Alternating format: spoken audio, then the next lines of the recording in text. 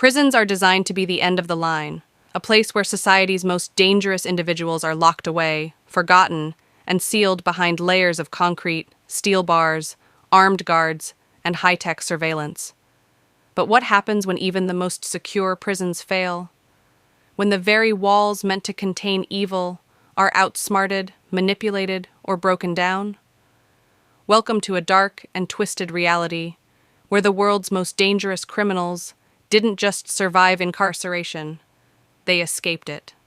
This is not fiction. These are real stories of 50 individuals so ruthless, so cunning, and so determined that even maximum security prison walls couldn't hold them. These aren't just petty thieves or desperate gang members.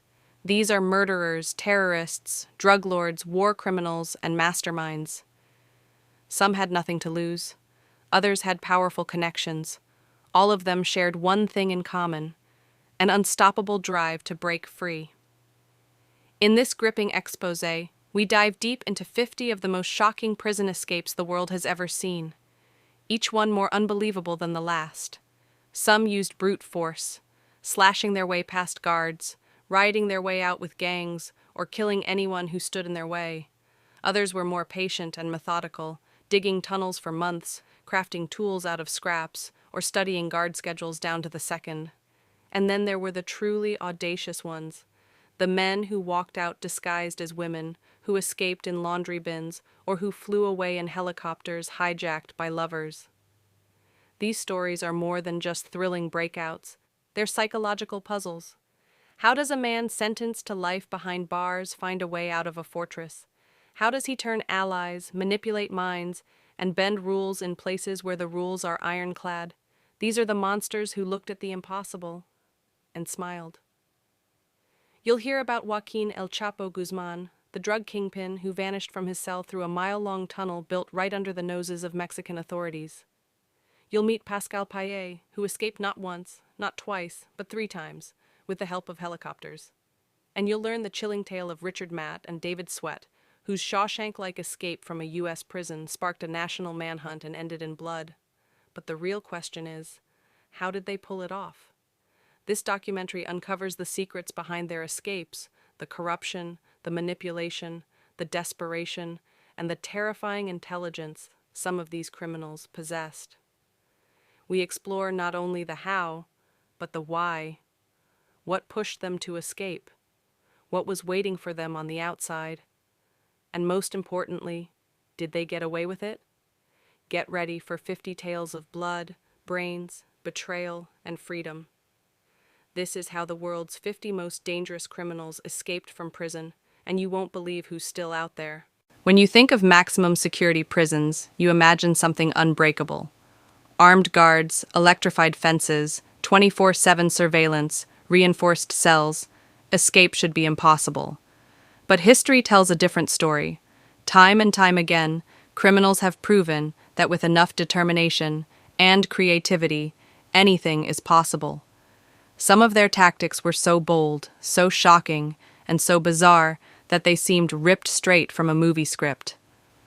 Let's start with one of the most famous escapees in modern history, Joaquin El Chapo Guzman. In 2015, while incarcerated in Mexico's most secure prison, El Chapo vanished.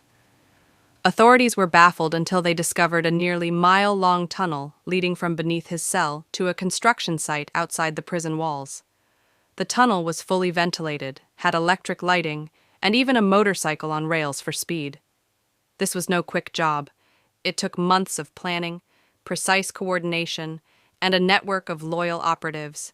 It was an engineering marvel, built entirely in secret. Then there's the infamous Frank Abagnale, whose story inspired the film Catch Me If You Can. Though more known for his cons than his escapes, one of his boldest moments came when he convinced prison guards he was actually an undercover prison inspector. They believed him. With charm and confidence, Abagnale tricked his way out of custody, walking free from what should have been a tightly locked facility. No violence, no tools, just wit. Others used disguises to pull off their great escapes. Take James Earl Ray, the man who assassinated Dr. Martin Luther King Jr. In 1977, Ray escaped from Brushy Mountain State Penitentiary by hiding among a group of inmates participating in a prison athletic event. He used the chaos to slip away, aided by a makeshift ladder crafted from plumbing pipes. He was captured a few days later, but his escape left authorities red-faced. Disguises have also taken bizarre turns. In Brazil, Clauvino da Silva, a gang leader, tried to walk out of prison dressed as his teenage daughter. He wore a silicone mask, long wig, and women's clothes. His plan was to leave her behind in his place. Guards noticed something off about his movements and stopped him just in time. Creepy? Yes. Audacious? Absolutely. Some dug tunnels with spoons, others smuggled in tools through body cavities or bribed staff for keys and floor plans.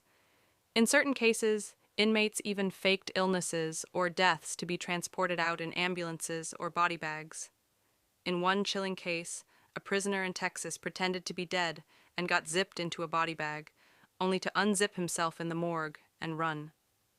He was caught hours later, but the method shocked everyone. These tactics show us one thing: desperation breeds innovation. When freedom is stripped away, the human mind, even the darkest one, finds ways to bend reality. Next, we'll uncover how many of these escapes were made possible, not just by criminal genius, but by help from the inside. When we imagine a prison escape, we often picture a lone inmate digging through walls or shimmying down bed sheets. But sometimes the real key to freedom isn't smuggled in, it's wearing a uniform and holding the keys.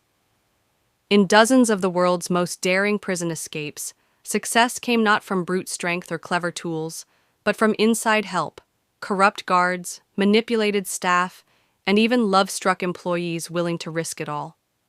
Some of the most dangerous criminals in history didn't just escape through a hole in the wall, they walked right out the front door, escorted by the very people meant to keep them locked up. Take the infamous case of Richard Matt and David Sweat, two convicted murderers who escaped from the Clinton Correctional Facility in New York in 2015. Their escape made global headlines, not just for its complexity, but for how it was made possible.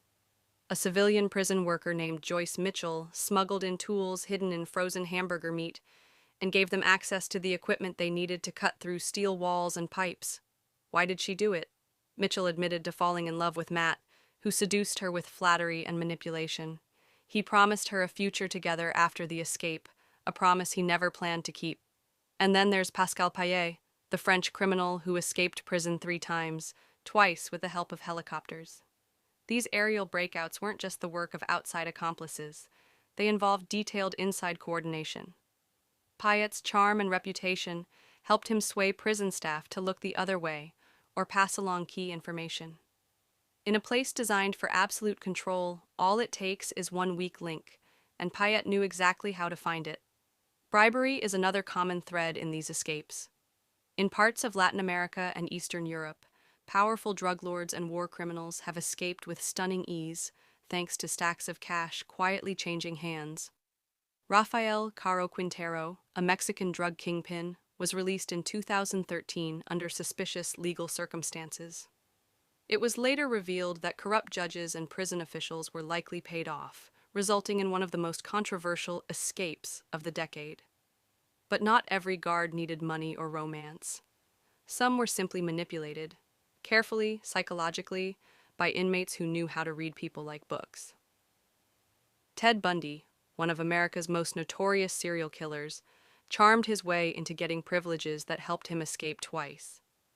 His polite demeanor, clean-cut looks, and soft-spoken charm convinced guards that he was different, not like the other inmates. That illusion gave him the edge he needed to plan and execute his escapes. These stories remind us that the human element is often the weakest part of any system, even in high-security prisons. Charismatic criminals know how to exploit loneliness, greed, fear, and ego. One compliment, one promise, one threat. And suddenly, the balance of power shifts. Coming up next, once these dangerous criminals broke free, where did they go, and how far did the world go to bring them back? Once a dangerous criminal breaks out of prison, the clock starts ticking. Every second they remain free is a threat to society, and a humiliation for the system that failed to contain them. That's when the world's most powerful law enforcement agencies step in, launching global manhunts that sometimes last days, and other times, decades. From Interpol to the FBI, from elite SWAT teams to Border Patrol units, entire operations have been activated to track down high-risk fugitives. But not all of them end with a capture. Some escapees vanish without a trace, slipping into the shadows and living under new identities, while others leave behind trails of destruction and blood. Let's start with the case of Richard Matt and David Sweat, the two murderers who escaped Clinton Correctional Facility in 2015. Their escape triggered a massive manhunt involving over 1,500 officers, helicopters, K-9 units, and thermal imaging technology. For 23 days, they eluded capture across the dense wilderness of upstate New York. The hunt ended with Matt being shot and killed, while Sweat was captured just 2 days later, wounded but alive. The escape embarrassed the prison system, but the manhunt showed just how seriously the U.S. takes such threats. Then there's Joaquin El Chapo Guzman. After his tunnel escape in 2015, Mexico faced global scrutiny. The U.S. demanded action, fearing the drug lord would resume control of his cartel. For 6 months, El Chapo remained free, likely shielded by cartel members and corrupt officials. Eventually, he was recaptured in a dramatic shootout. This time, authorities didn't take chances. They extradited him to the U.S., where he now serves a life sentence in the most secure prison in America, ADX Florence. Other escapees haven't been so easy to find. Glenn Stewart Godwin, convicted of murder, escaped from Folsom Prison in California in 1987. He fled to Mexico, was recaptured there, and escaped again. To this day, he remains on the FBI's most wanted list. Despite being hunted for decades, Godwin has managed to stay one step ahead. International coordination plays a huge role in these pursuits. When Assata Shakur, convicted in the U.S. for murder, escaped from prison in 1979, she fled to Cuba. Despite being a fugitive for over 40 years, the Cuban government has refused to extradite her, turning her into a political symbol as much as a criminal case. Technology has changed the game. Modern law enforcement uses facial recognition, digital tracking, social media surveillance, and global databases to monitor fugitive movements. But criminals adapt too, changing identities, altering appearances, and relying on underground networks. Still, some of these escapees have never been found. Their names linger on watch lists, their faces plastered on wanted posters, but their locations remain unknown. Are they living in remote jungles, hidden in cities under assumed names, or dead, buried in anonymity? The global manhunt doesn't always end in justice, but it always leaves a mark.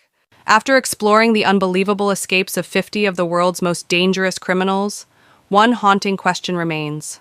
Can prisons ever truly hold these kinds of minds? Time and again, systems built to be impenetrable have been outwitted, manipulated, and broken. Concrete walls, motion sensors, barbed wire, and armed guards, none of it has proven foolproof. Why? Because even the strongest fortress can fall when the enemy is patient, brilliant, and desperate. These criminals didn't just slip through cracks, they created them. They studied routines, charmed staff, exploited blind spots, and planned their breakouts with military precision. Their stories reveal not just flaws in physical security, but deeper issues: human error, corruption, and underestimation of an inmate's capabilities. What makes these escapees so dangerous isn't just the crimes they committed, but the minds behind them. Many weren't just violent. They were strategic thinkers, master manipulators, and psychological chess players. From El Chapo's billion-dollar network to Frank Abagnale's genius-level impersonations, these individuals turned prison into a temporary obstacle, not a final sentence. But were they brilliant or just lucky? The truth is, it's often a mix of both. Luck played a role: an inattentive guard, a last-minute shift change, a malfunctioning camera. But luck alone doesn't dig a tunnel, plan a helicopter rescue, or convince a guard to smuggle in power tools. That takes charisma, intellect, and boldness that borders on insanity. Prisons are improving. Technology is tighter. Staff are better trained. Some facilities now operate under supermax protocols, 23-hour lockdowns, constant monitoring, and zero physical contact. And yet, even these systems rely on one unpredictable factor: people. Guards can be bribed, workers can be seduced, officials can be compromised, and that human weakness remains the ultimate backdoor. So, what's the takeaway? These escapes are not just thrilling stories, they're warnings. They expose how fragile even our most secure systems can be when tested by minds that refuse to be caged. They show us that danger doesn't end with a conviction. It evolves, it plots, and sometimes it gets free. As long as prisons exist, there will be those trying to escape them. And as long as these escapees exist, the world will be forced to ask itself, how do we stop a monster who knows how to play the system better than the system itself? In the end, some of these fugitives were caught, others were killed, and a few are still out there, ghosts walking free in a world that thought it had locked them away forever. Because when it comes to the world's most dangerous minds, a prison is only as strong as the mind it's trying to hold.